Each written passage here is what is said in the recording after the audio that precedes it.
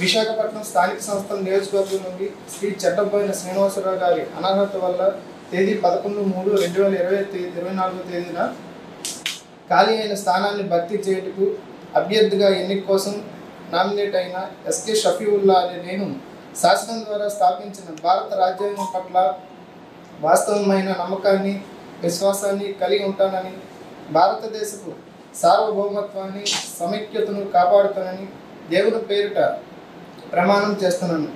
సత్యనిష్టపూర్వకంగా ప్రతిజ్ఞ చేస్తున్నాను.